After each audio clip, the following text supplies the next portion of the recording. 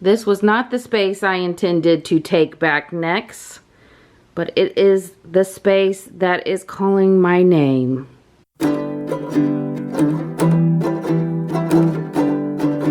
This entryway is quite small, but there are some things that are allowed to stay in this space. Number one, purses, shoes, backpacks, and jackets, which there are no jackets here. Oh, there's a jacket on the floor. Like, I can't even close the doors. I had to move that water out from behind here because I couldn't close the door. Now, this is Eric's room, which, by the way, he's doing a good job keeping it up. If you saw the kids' room Take Your Home Back episode, we did this room. Most of this stuff is probably giveaway that just hasn't made it out the door and into my car to go to the donation center. Everything else looks pretty straightforward and easy. If I'm on my A game, we're gonna properly hang this up instead of hooking it on the coat hooks. Originally, my plan was to have it here for keys and wallets and such. I need y'all rooting me on in the comment section to get that done, okay? Decluttering's one thing, but getting it actually out the door is a whole nother ball game, apparently, for us. We have been doing such a good job getting rid of stuff, but we put it in these bags, and then they either sit by the front door or even out in the garage. I wouldn't be surprised if there's donation buckets out there in the garage. And it takes us a minute to actually make it over to the donation center. And then when we do, we're like unloading a huge trunk full. You know, we've gotten so good at this decluttering process. I thought, hey, I'll share with you guys my 3-step, yes, only 3 steps for decluttering. Step 1, find all the things you want to give away. Put it in bags, boxes, bins, whatever you can find. Then set them by the front door or any other heavily trafficked area where it will remind you daily you aren't done decluttering yet. Even better if you slightly put it in the walkway where you'll trip over it, because you know those bags will start to blend in with the other clutter, and we can't have that. Step 2. When you've decided enough is enough, it is now time to take it to your car. The best place to put it is in your trunk, where you will go on to forget about it. That is, of course, until you open it, silly. You need that trunk space for something else? Too bad. Your donations will sit there and sadly look back at you and say, yep, still here. Sure, you could take it to the donation place on your way to wherever it is you're going, but unfortunately this step must be repeated a minimum of 10 times. Step 3. Once it has reminded you to go to the donation center enough, or you're forced to clear the trunk for some other reason, it's finally time to head on over to that local donation center and give all those things a second chance at life. I hope you'll follow along for more decluttering tips. I can't even say it seriously. From Leaf Like on a Tree. Okay, we're just not going to delay it anymore. We're going to get this thing hung up.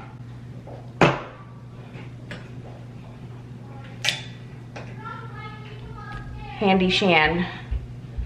Just call me Handy Shan. Oh, that's probably not level. I didn't even get the leveler out. That's okay. That's okay. We're not about perfection, right? Tongue out for good measure. Okay.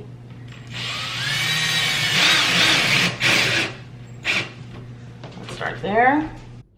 I was feeling so confident in this moment and so powerful. You know, there's nothing like a power tool to make you feel powerful. Right? That's what. Anyway, so I put it on there, and I was trying to figure out a way to tighten the screws against the item. And here's where it starts to go downhill. I want it to be tight because I know that if this is not snug against the wall,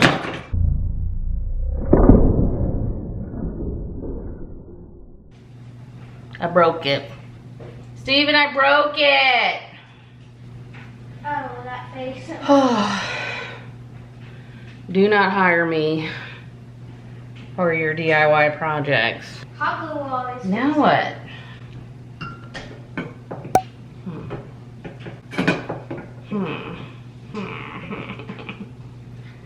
Oh, Shannon. Mama, hot glue it. Bryce, that's not gonna work. In mine. Nothing like a failed project to take the wind out of your sails. I know I look dainty, but I've got some brute strength in here. Steven's even nicknamed me the Hulk. You know, I don't know if you want your husband to nickname you Hulk. But I have a reputation of using brute force and destroying things, such as we caught on camera just now. But you know how the saying goes, with great power comes great responsibility. And I've got to remember that, or things like this are going to happen. But not to worry, there is a happy ending for this key rack. You'll just have to stay tuned towards the end of the video, or not really towards the end, it's probably coming up in a few minutes. All right, we've got a big trash bag of giveaway stuff. We have a white bag of giveaway stuff. These needed to go out to my car. And then this was just a basket of junk that came downstairs that needed to be put away properly. But I assume someone thought it was a giveaway basket. So we will go put that away now. And by now, I mean at the end of this video. I actually go set this on the island. Don't worry, we come back to it later. And looky here, folks. We are on step 2 of the decluttering process. Step 2, halfway there. All right, we're headed out to Wednesday night church. My plan is to come back and finish this. It's already echoing in here. All right, that's a sign of decluttering right there. Anyway, we will catch up with you afterwards. I actually found this little kit that came with the key hanger, and you have the option for screws and anchors or this little hook thing. You nail it into wherever you're going to do it, and then you hook the basket onto it. So yay! The downside is it's bright white. And I just tried looking for the black paint that we used this. I couldn't find it, but when I do, I'll just come back over and paint these, I think. So handy Shan take 2.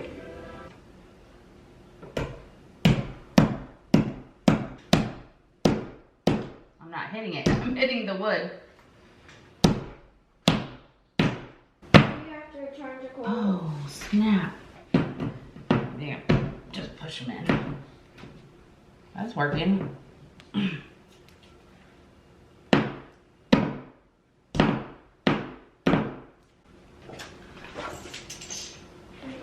Not hard. No. Okay. So there's that. Okay. Now we're cooking.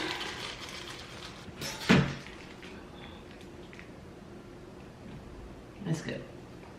It's still okay.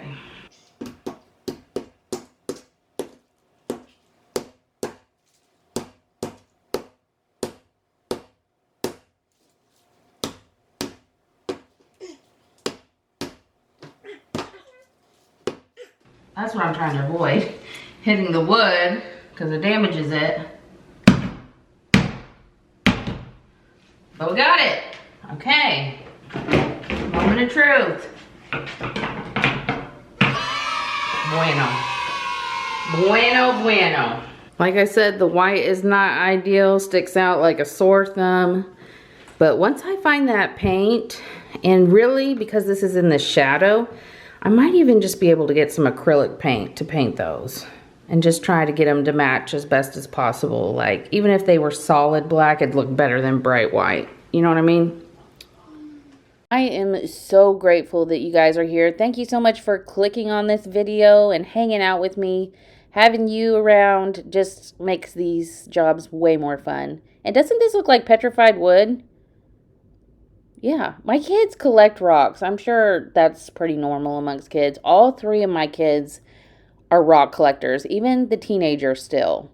And whenever I find them around the house, I just come and chunk them in this pile, even though that piece was really pretty cool. Oh no, am I turning into a rock collector? No, okay. There was one point where my middle child, Ella, was such the rock collector. I had the bright idea to get that girl a rock tumbler. I thought, we are going to defy the odds and use that rock tumbler.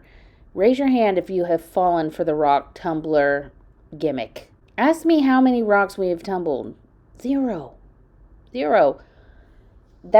First of all, it takes forever, okay? It's not going to keep a child's interest. Second of all, it is noisy as all get out. And once it's going, don't try and move it. It will spill out and make a huge mess. 0 out of 10. Do not recommend a rock tumbler. Now, sitting next to me is the base for the rock tumbler that rotates the cylinder. I guess I'm going to have to put that on the decluttering list because I have no idea where the other pieces are. Also, if your kids are going through the rock phase, it's a wonderful time. You may want to pay attention to what they're picking up. I have a cautionary tale of a time that we took our oldest Grace when she was about 2 years old. We were visiting Stephen's grandparents out on their farm, and we were walking around enjoying the countryside. Grace is mesmerized by the new and interesting rocks around her. We're visiting, chatting up, just having a leisurely old walk. We get back to the house, and I take Grace's jacket off. Of course, it's heavy. It's full of rocks. I start to unload those rocks. Turns out the child was mesmerized by cow patties. Her jacket was full of cow patties. That girl was mesmerized by cow patties.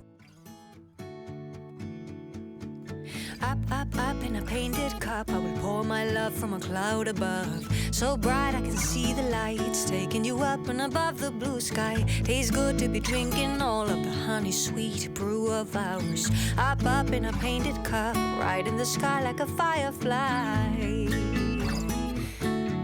Like a firefly. I believe to believe is to feel the fire grow within. I believe to believe is to see how the present comes from dreams. Up in a painted cup, I will paraglide across the sky. Let flowers and tiny hearts shape and align in the cup of ours. So sweet like a honeybee can buzz around a honey tree. Up in a painted cup, right in the sky like a firefly. Like a firefly.